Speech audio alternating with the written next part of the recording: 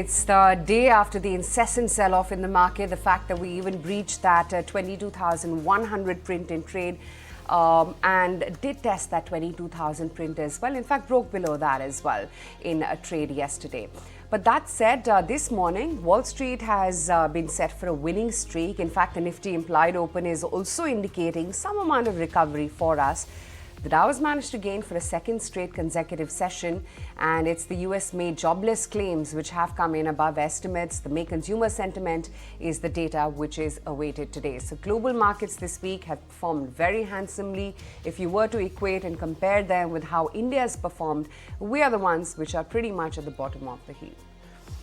You want to mark the global markets first because it's an important week in terms of where the global macros are likely to move. So probably from a global market standpoint, in dollar terms, global markets have done, I wouldn't use the word exceptionally well, but they've done well given that last week was the Fed communication.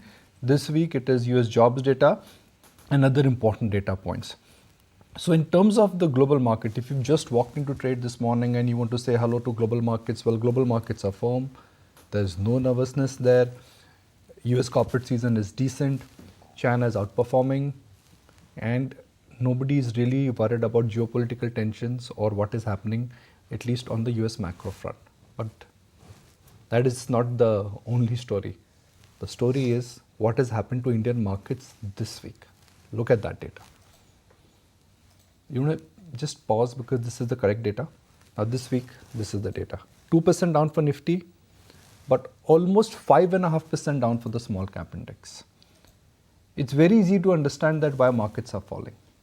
And it's very difficult to really put a finger that what is the precise reason why FIs are selling the way they are.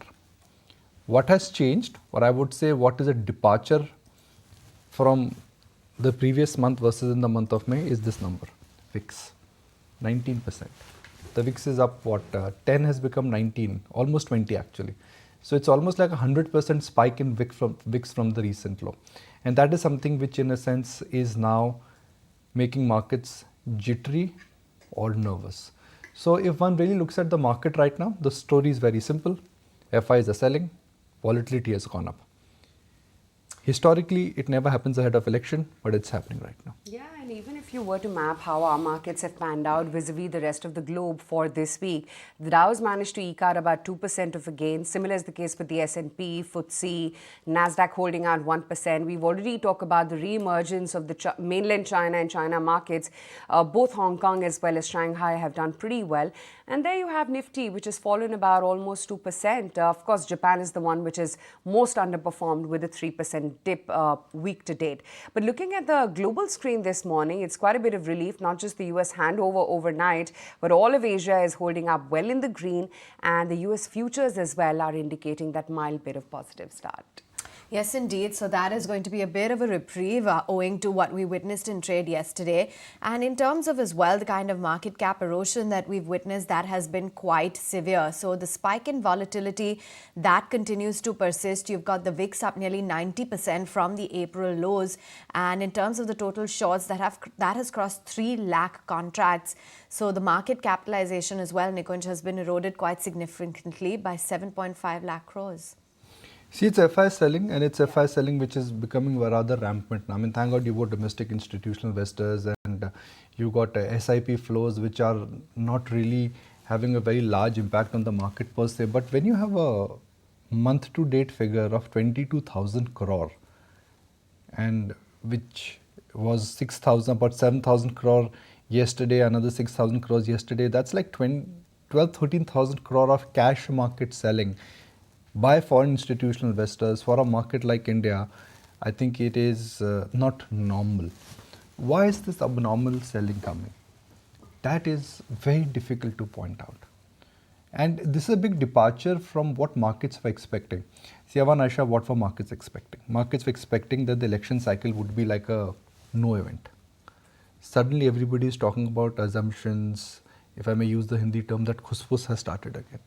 So from a market standpoint, what was supposed to be a no event, a low volatility, a no volatility event, the magnitude and importance of that event has changed. Every expert who's come on the channel has said that no, don't worry about the election cycle, focus on the budget. Now that narrative has changed.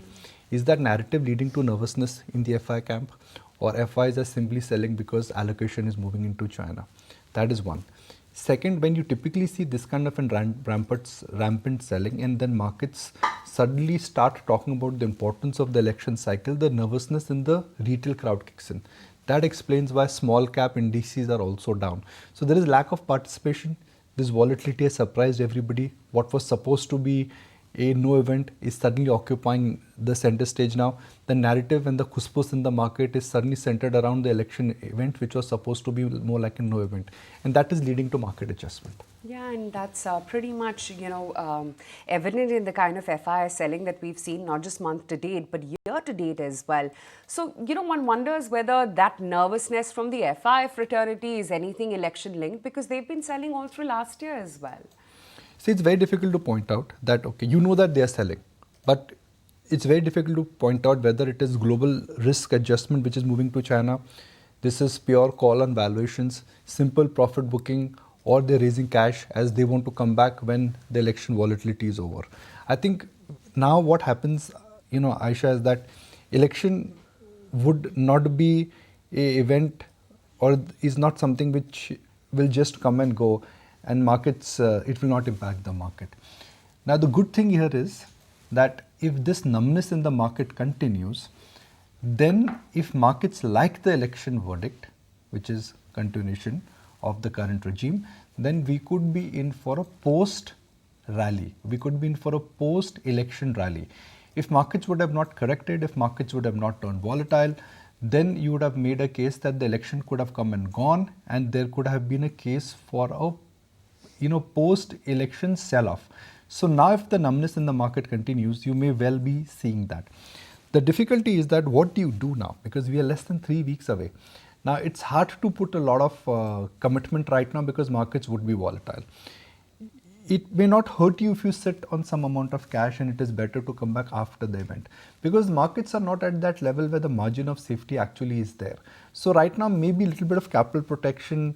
You want to ask yourself that, okay, why am I holding this stock? If the stock is something which I've just bought it for a punt, maybe it's not that kind of a market where you want to be with momentum. You want to be with fundamental solid stocks where if they decline 15-20% also, I'm not saying they will decline, but if it will not have an impact on the way how you're approaching the market. So you have to know your portfolio. It's like you say, know KYC, know your client. Right now it's know your portfolio kind of an approach. Yeah, in fact, just looking at the sell-off that we've seen in the markets as well from last Friday, just take a look at how the stocks have actually performed. Look at SRF, for instance. It's 15% off. You've got Canara Bank, Shriram Finance, PFC, etc. JSW Energy down 18%, Piramal Enterprises 16%, BHEL 14%, and even the large cap selling, and especially, Nikunj, just looking at the data just yesterday, when was the last time you had L&T fall 6%?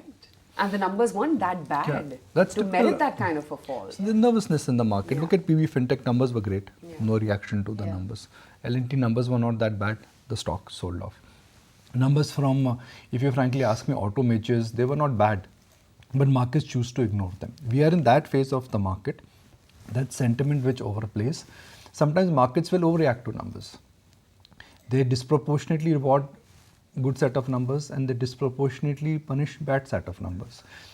In this phase of the market, where markets now suddenly know that there is selling coming and the retail and the HNI crowd maybe is waiting for the event, then markets are disproportionately punishing bad set of numbers. And that's markets for you. I mean, that's how markets move. That's the nature of the market, that it is sentiment, technicals and flows have a much overarching theme, at least in the near term.